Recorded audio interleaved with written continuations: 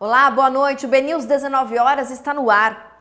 O TCU decidiu adiar a análise sobre o mega terminal de contêineres do Porto de Santos. Um pedido de vista suspendeu a discussão do processo que define as regras do leilão no Tecon Santos 10. E o relator, ministro Antônio Anastasia, defende que a disputa seja aberta a todos os operadores, em sentido contrário ao modelo proposto pela ANTAQ. O Tribunal de Contas da União analisou nesta terça-feira o processo que trata da modelagem do leilão do Tecon Santos 10, o futuro megaterminal de contêineres do Porto de Santos. O relator, o ministro Antônio Anastasia, apresentou o voto defendendo que não haja restrições à participação de operadores, posição contrária à proposta da ANTAQ, que sugeria limitar a disputa para evitar concentração no setor. Durante a sessão, o ministro Augusto Nardes pediu vista, ou seja, mais tempo para analisar o processo. O prazo pode chegar a 20 dias, prorrogáveis por mais 20 ou até 60 dias no total. Eu confesso que fiquei criando cada vez mais dúvidas diante das colocações que Vossa Excelência coloca e do ministro Anastasia, que eu vou me antecipar aqui. Eu tinha já feito um voto, mas eu gostaria de aprofundar mais a matéria, porque as suas colocações realmente trazem uma série de itens que tem que ser avaliados. Então, eu já queria comunicar ao presidente que eu deixo minha solicitação de vista do processo para 15 dias, tá ok? No entendimento de Anastasia, caso uma empresa que já opera no porto vença o leilão, ela terá de se desfazer do ativo atual antes de assumir a nova concessão. Para o ministro, essa exigência é suficiente para afastar riscos concorrenciais, já que o desinvestimento aconteceria antes da assinatura do contrato. Esse é o núcleo duro da proposta que apresento, em acordo com a auditoria da nossa auditoria de portos e ferrovias e também dos pareceres que eu acabo de mencionar, quer do Ministério Público, quer do Ministério da Fazenda e do próprio CAD. Temos também outros temas colocados nesse processo, temas importantíssimos, mas sobre os quais não há polêmica. Todas as necessárias cautelas e adoções de providências, especialmente pertinentes à infraestrutura no Porto de Santos, que foram aventadas por todos os partícipes, inclusive pelo governo federal, pelo governo do Estado, pela Prefeitura de Santos, todos esses pontos estão considerados no nosso acórdão.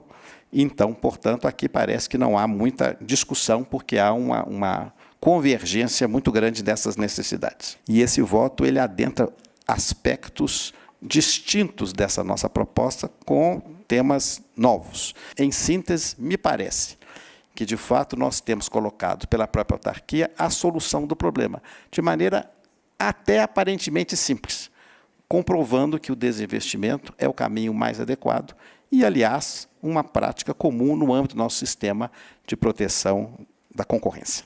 O Porto de Santos registrou em outubro o melhor mês da história na movimentação de contêineres. Segundo a autoridade portuária, foram 550,8 mil TEUs, um crescimento de 11,6% em relação ao mesmo período do ano passado. No total de cargas, o porto movimentou 16,7 milhões de toneladas, uma alta de 8% e o segundo melhor resultado já registrado. O avanço foi puxado pelos embarques de soja, carnes, açúcar e celulose. No acumulado do ano, o porto também bate recorde, com um aumento de 8,2% em contêineres e de 1,7% na carga total. O vice-presidente Geraldo Alckmin aproveitou a agenda da COP30 em Belém para lançar a estratégia que deve guiar a descarbonização da indústria brasileira nos próximos anos. A proposta colocada em consulta pública reúne diretrizes para tornar o setor produtivo mais verde, competitivo e alinhado às exigências da nova economia global. A Agência Nacional Brasileira de Desenvolvimento Industrial, vinculada ao Ministério do Desenvolvimento, Indústria, Comércio e Serviços, assinou na COP30 em Belém 2 novos instrumentos de cooperação com a Associação Brasileira de Alumínio. O objetivo é incluir toda a cadeia de alumínio na plataforma Recircular Brasil, Sistema Nacional de Rastreabilidade, criado pela BDI para monitorar e certificar materiais recicláveis. A fase de testes com o alumínio já está em andamento e a plataforma, que começou no setor de plásticos, passa agora a mapear um dos materiais mais estratégicos da indústria brasileira. Depois tivemos o lançamento da ENDI, que é a Estratégia Nacional de Descarbonização da Indústria.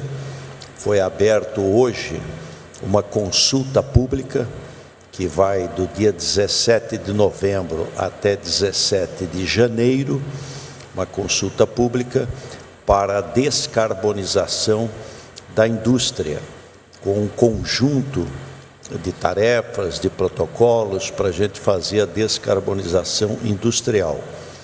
Vamos ter em seguida um encontro com a nossa ministra, nosso embaixador, com o ministro alemão, Schneider, do Meio Ambiente.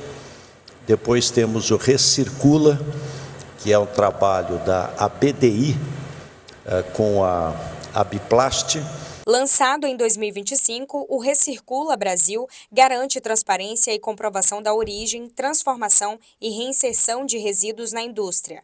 Em 1 ano e meio, a ferramenta já certificou 50 mil toneladas de plástico reciclado, auditou 4 mil operadores, conectou quase 2 mil empresas e evitou a emissão de cerca de 495 mil toneladas de gás carbônico equivalente.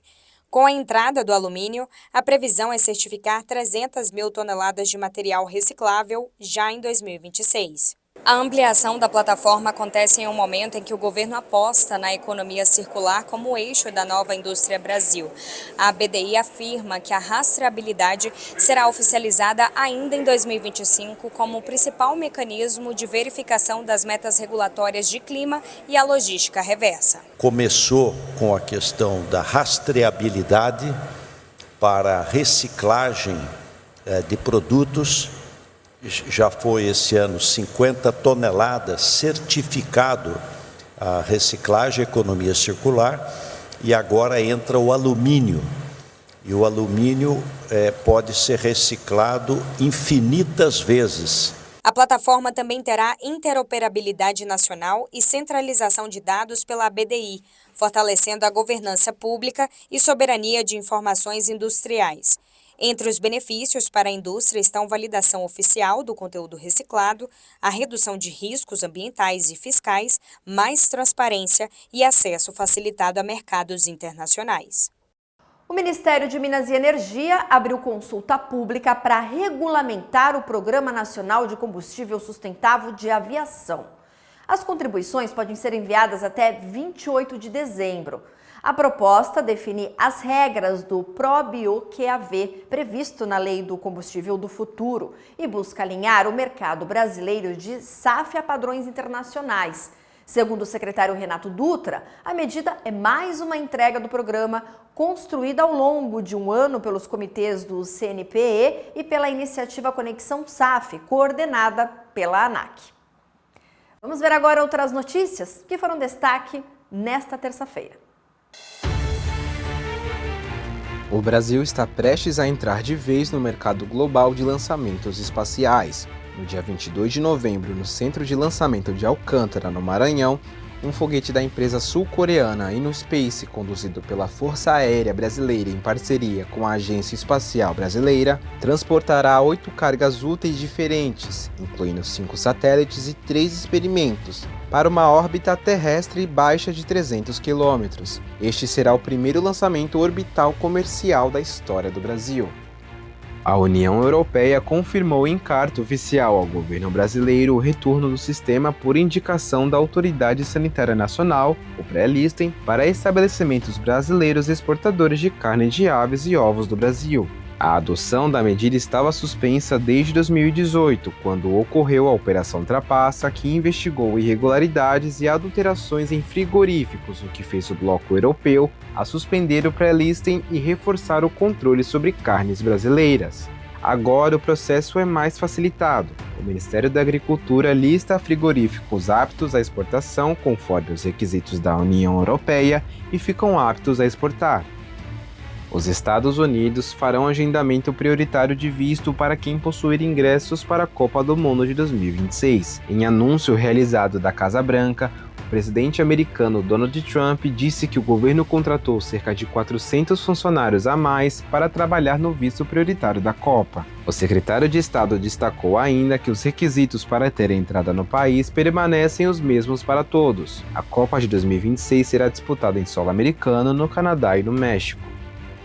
O Ministério de Portos e Aeroportos vai investir 380 milhões de reais no sistema portuário brasileiro, com tecnologia que permite monitorar embarcações e fornecer em tempo real condições de navegabilidade através do VTIMS, o Sistema de Gerenciamento e Informações do Tráfego de Embarcações, presentes no Porto de Santos, Paranaguá, Rio de Janeiro, Rio Grande do Sul, Itaguaí, Itaqui e Vila do Conde. Estes portos são responsáveis por 56% da movimentação dos portos públicos. O presidente Lula e o ministro dos Transportes, Renan Filho, entregaram nesta terça-feira a nova ponte sobre o rio Araguaia, que liga Xambioá, no Tocantins, a São Geraldo, no Araguaia, no Pará. Com 2.010 metros de extensão, a estrutura é considerada um marco para a logística e o desenvolvimento do norte do país, substituindo a travessia por balsa, que podia custar mais de R$ 300 por viagem. A ponte deve reforçar o corredor da BR-153 e facilitar o escoamento da produção agropecuária e industrial da região. A obra recebeu mais de 232 milhões de reais em investimentos, incluindo recursos do novo PAC. A cerimônia contou também com a participação de governadores do Pará e do Tocantins e da direção do DENIT. E a superintendente de ESG e inovação da ANTAC, Cris Castro, lançou em Santos o livro Descomplicando ESG. A obra apresenta uma visão prática da sustentabilidade e propõe caminhos para que empresas apliquem o ESG de forma estratégica. O lançamento aconteceu na Associação Comercial de Santos e atraiu profissionais, estudantes e representantes do setor logístico e portuário. Cris Castro destacou que o objetivo do livro é tornar o ESG mais acessível, superando a percepção de que o tema é complexo ou distante da realidade das empresas. A gente tem que pensar a sustentabilidade como algo que eu vá conjugar, que seja um verbo que eu conjugue, embora não seja um verbo constante. A sustentabilidade ela tem que estar em todas as frentes. Eu tenho que pensar em recursos finitos por mais tempo, ambiental. Eu tenho que pensar em pessoas, qualidade de vida, bem-estar social, motivação social e governança. Como é que eu monitoro e entendo isso constantemente, entendendo como eu estou evoluindo e para onde eu tenho que caminhar. ESG não é fácil, a gente sabe dos desafios, porque para a empresa, às vezes, você enxerga no início até como uma trava em produtividade. Então, você poder ter um trabalho acadêmico como a Cris faz para você desvendar isso, descomplicar isso, é fundamental. Então, eu acho que a gente vive um momento especial, discussões importantes, a gente tem desafios no setor portuário, descarbonização, de sustentabilidade. Então, eu acho que trabalhos como esse aqui, a associação está aqui para apoiar, porque a gente precisa realmente avançar nessas questões. Na obra, a autora explica a evolução do conceito de sustentabilidade, apresenta processos indicadores e mostra como organizações de diferentes setores conseguiram transformar desafios em resultados concretos. O livro reúne casos reais e traz uma abordagem que vai da teoria à ação. Trago muita vivência do que eu passei. Eu vejo empresas que hoje trabalham com ESG e que pensam como elas vão estar perenes, existentes no futuro, mesmo que o CEO não esteja mais, como é que elas vão conseguir fortalecer a sua marca, enriquecer sim a marca no sentido não só de ganhar o dinheiro, mas de como o cliente percebe essa marca como fundamental. Hoje, quando a gente fala de Natura, todo mundo tem um carinho enorme, consumindo ou não, porque sabe que é uma empresa que traz benefícios ambientais, benefícios sociais, que tem governança para isso. Então, a gente precisa de métrica e a gente precisa entender como fazer isso de uma maneira humana. Afinal de contas, no momento digital, não tem nada mais sensacional do que poder humanizar as coisas. Segundo o Cris Castro, descomplicar o ESG significa entender que a sustentabilidade não é apenas um discurso, mas uma oportunidade de inovação, reputação e competitividade. Inovação só existe na diversidade. Quanto mais diferença, mais inovador eu sou. O que é inovação? É fazer algo novo agregando valor social. Social. Tem que ter o valor social, senão é uma invenção, não é uma inovação. E pensar isso é inserir mais gente na possibilidade, inclusive, de compra do seu produto final. Então, quanto mais eu tenho pessoas que eu tenho distribuição de riqueza, quanto mais eu tenho pessoas que possam consumir aquilo, quanto mais eu tenho pessoas que possam pensar junto com a empresa, quanto mais eu tenho pessoas que possam me ajudar a reciclar, a reutilizar, a reestruturar, mais o quarto R vai ter, que é a riqueza. Acho que traduzir o que é ESG dá mais plausibilidade para poder realmente ter implementação das práticas, das regras e conseguir fazer realmente a diferença no setor. Esse livro traz um pouco dessa tradução, dessa descomplicação do ESG, que a Cristina, uma experiente no assunto, traz para a gente para poder tornar essas letras mais palatáveis e que a gente possa de fato fazer a diferença no mundo.